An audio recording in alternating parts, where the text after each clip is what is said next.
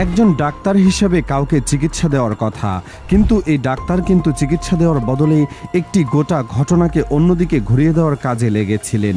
আর এখন সেই ডাক্তার উধাও, তার চেম্বার বন্ধ, ফোন বন্ধ, কোথাও তার কোনো খোঁজ নেই। এমনকি যে মেয়েটিকে নিয়ে তিনি এত আপোষগিরি করেছিলেন, সেই মেয়েটির বিষয়ে তার আর কোনো মাথা ব্যথা নেই। 11 বছর বয়সের বাচ্চা মেয়েটার প্রেগন্যান্সির ঘটনায় অনলাইনে অনেক ভুল তথ্য, ডিএনএ রিপোর্ট এগুলো ছড়িয়েছে। আমি যেহেতু একটা সময় ফরেনসিক ল্যাবে কাজ করেছি, আমি এই কনফিউশন গুলো আপনাদের সাথে দূর করতে চাই। প্রথমত, বাংলাদেশে দুইটা মাত্র ফরেনসিক ল্যাব আছে। একটা ঢাকা মেডিকেল কলেজ হসপিটালে এনএফডিপিএল, যেখানে আমি গ্র্যাজুয়েট রিসার্চার হিসেবে কাজ করেছি। প্রিয় দর্শক, শুরুতেই থাম্বনেল এবং শিরোনাম দেখেছেন, বুঝতে পেরেছেন ভিডিওটি কতটুকু গুরুত্বপূর্ণ হতে যাচ্ছে। তাই একদম আর দেরি না করে সকলের কাছে এই ভিডিওটি শেষ পর্যন্ত দেখার অনুরোধ করে সম্পূর্ণ ভিডিওটি দেখা শুরু করি। আসুন লাইক করে শেষ পর্যন্ত ভিডিওটি দেখতে থাকি। একজন ডাক্তার হিসেবে কাউকে চিকিৎসা দেওয়ার কথা, কিন্তু এই ডাক্তার কিন্তু চিকিৎসা দেওয়ার বদলে একটি গোটা ঘটনাকে অন্যদিকে ঘুরিয়ে দেওয়ার কাজে লেগেছিলেন। আর এখন সেই ডাক্তার উধাও, তার চেম্বার বন্ধ, ফোন বন্ধ, কোথাও তার কোনো খোঁজ নেই। এমনকি যে মেয়েটিকে নিয়ে তিনি এত আপোষগিরি করেছিলেন, সেই মেয়েটির বিষয়ে তার আর কোনো মাথা ব্যথা নেই। এটা কি স্বাভাবিক? একজন চিকিৎসক যিনি রোগীর কথা বলে মিডিয়ায় এসেছিলেন, আজ তিনি নিজেই লাপাত্তা। এর পেছনে কি আছে, সেটাই আজকের গল্পের মূল বিষয়। নেত্রকোনার মদন উপজেলায় একটি মাদ্রাসা ছাত্রী গর্ভবতী হয়ে পড়ছে বলে খবরটা ছড়িয়ে পড়ে। খবরটা যখন ছড়ায়, তখন সবার চোখের সামনে একটি নাম ভেসে ওঠে, মাদ্রাসার শিক্ষক আমানুল্লাহ সাগর। মেয়েটি নিজে জবানবন্দিতেও সেই শিক্ষকের নাম বলেছে। এরপর তাকে গ্রেফতার করা হয়। আদালত তাকে 3 দিনের রিমান্ডে দিয়েছে। এখন পর্যন্ত গল্পটা বেশ সোজা মনে হতে পারে, কিন্তু আসল গল্পটা তো এখানেই শুরু।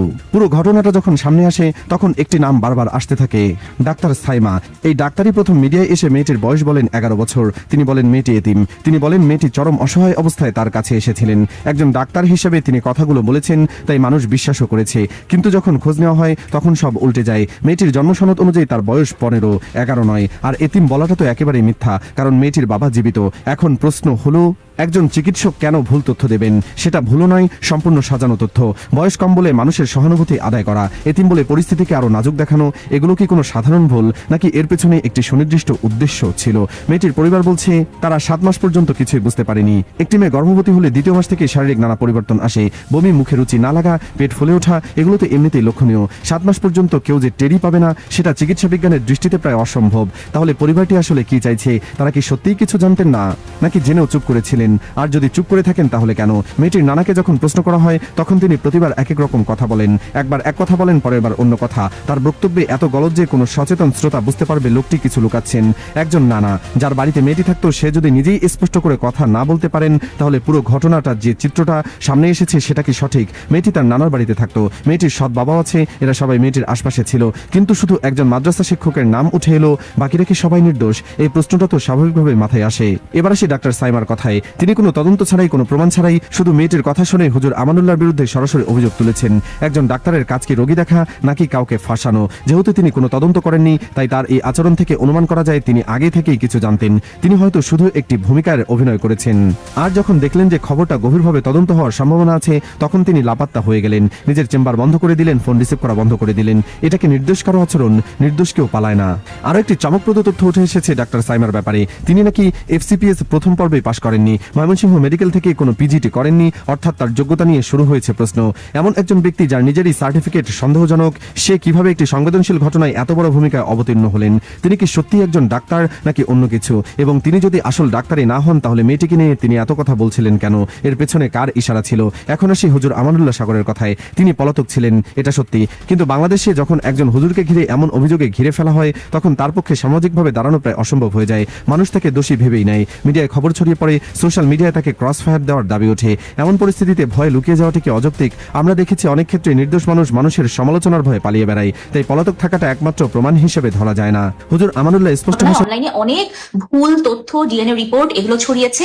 আমি যেহেতু একটা সময় ফরেনসিক ল্যাবে কাজ করেছি, আমি এই কনফিউশন গুলো আপনাদের সাথে দূর করতে চাই। প্রথমত, বাংলাদেশে দুইটা মাত্র ফরেনসিক ল্যাব আছে। একটা ঢাকা মেডিকেল কলেজ হসপিটালে এনএফডিপিএল, যেখানে আমি গ্র্যাজুয়েট রিসার্চার হিসেবে কাজ করেছি, আরেকটা হচ্ছে CID ফরেনসিক ল্যাব। এই দুটো ল্যাবের বাইরে কোনোভাবে প্রাইভেটলি নিজের ইচ্ছা মতো প্যাটার্নিটি টেস্ট করার কোনো সুযোগ নাই, অর্থাৎ আপনি চাইলেই সন্তানের বাবাকে এটা টেস্ট করাতে পারবেন না, কারণ এই ধরনের কোনো ল্যাবই নাই। 2 নম্বর যে ব্যাপারটা সেটা হচ্ছে এই দুটো ল্যাবেই আপনি যদি প্যাটার্নিটি টেস্ট করাতে চান তাহলে সেটা কোর্ট অর্ডারের মাধ্যমে আসতে হবে, অর্থাৎ মামলা দায়ের হবে, তারপরে কোর্ট অর্ডার করবে সন্তানের বাবাকে চেক করার জন্য এবং তারপরে একমাত্র টেস্ট স্যাম্পল কালেক্ট করে এই টেস্টগুলো করা হবে। সুতরাং অনলাইনে যে ডিএনএ রিপোর্টের কথা বলা হচ্ছে এটা আসলে প্রাইভেটলি আসা সম্ভব না, কারণ এখন পর্যন্ত সরকারিভাবে ডিএনএ টেস্ট করার জন্য বলা হয় নাই। 2 নম্বর হচ্ছে যদি বলা হতো তারপরেও এটা অনলাইনে আসলে আসা এখন সম্ভব না, তার কারণ এই পুরো প্রসিডিউরটা প্রচন্ড প্রোটেকশনের মধ্যে দিয়ে করা হয়। যখন কোর্ট থেকে অর্ডার আসে পুলিশি প্রহরায় স্যাম্পল কালেক্ট হবে, বাংলাদেশের বিভাগীয় পর্যায়ে এনএফডিপিএল এর স্যাম্পল কালেকশন করার সেন্টার আছে, সেই স্যাম্পলটা পুলিশি প্রহরায় ঢাকায় ল্যাবে আসবে, সেই টেস্টগুলো করার পরে যেই রিপোর্টটা পাওয়া যাবে সেটা সিলগালা করে পুলিশের হাতেই জমা দেওয়া হবে এবং পুলিশ সেটা ডিরেক্টলি কোর্টে জাজের হাতে দিবেন। এর মাঝখানে ল্যাব থেকে এই রিপোর্ট লিক হওয়ার কোনো সুযোগ নাই, কারণ তদন্তে থাকাকালীন কেসের কনফিডেন্সিয়াল রিপোর্ট বাইরে লিক হওয়াটা একটা আইনত ভয়ঙ্কর রকম দণ্ডনীয় অপরাধ। 3 নাম্বার হলো এই যে পুলিশ থেকে কোর্টে পৌঁছালো, যে কোনো উকিল বা যে কেউই কিন্তু এই রিপোর্টটা অ্যাক্সেস করতে পারবেন না। এই রিপোর্টটা ওপেন করবেন জাজ এবং তিনি একমাত্র সবাইকে রিপোর্টের কথাটা বলতে পারবেন। সো অনলাইনে যে আগে থেকেই ডিএনএ টেস্ট করা হয়েছে বলে যে ভার্ডিক্ট দেওয়া হচ্ছে এবং যারা সেটা বিশ্বাস করছেন বুঝতে পারছেন যে এটা আসলে সম্ভব না।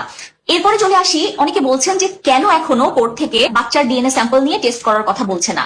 ওয়েল, গর্ভাবস্থায় বাচ্চার থেকে ডিএনএ স্যাম্পল নেওয়াটা আসলে রিস্কি, কারণ ইউজুয়ালি মায়ের অ্যামনিওটিক যে ফ্লুইডটা থাকে সেই ফ্লুইড স্যাম্পল কালেক্ট করেন একজন দক্ষ অবস্টেট্রিশিয়ান।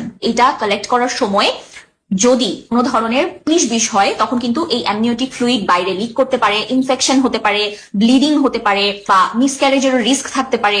সো হাই প্রেগন্যান্সির কেসগুলোতে কিন্তু গর্ভাবস্থায় স্যাম্পল নেওয়ার কথা কোর্ট থেকে ইউজুয়ালি আসে না। এখন এখানে অনেকে বলেন যে লিগালি এটা সম্ভব কিনা। হ্যাঁ, লিগালি সম্ভব, কারণ আজকেও আমার সিআইডির ফরেন্সিক ল্যাবের একজন সিনিয়র সায়েন্টিস্টের সাথে কথা হয়েছে যে কোর্ট অর্ডার এরকম ভাবেও আসে যে প্রেগনেন্ট থাকা অবস্থায় বাচ্চার স্যাম্পল নেওয়ার জন্য, এবং এই ধরনের স্যাম্পল নিয়ে তারা কাজ অলরেডি করেছেন। কিন্তু ওই যে বলছিলাম যে হাই রিস্ক প্রেগন্যান্সির ক্ষেত্রে সাধারণত এই ধরনের অর্ডার আসে না, এবং আমরা জানি যে এই কেসটা আসলে হাই রিস্ক প্রেগন্যান্সি, কারণ 11 বছরের যে শিশুটার গর্ভে বাচ্চাটা এসেছে ওই শিশুটার নিজেরই পেলভিক বোন স্ট্রাকচারটা পুরোপুরি ডেভেলপ না। তার যে পেলভিক বোনের সাইজ তার থেকে তার গর্ভে থাকা সন্তানের মাথার সাইজ আরো বড়।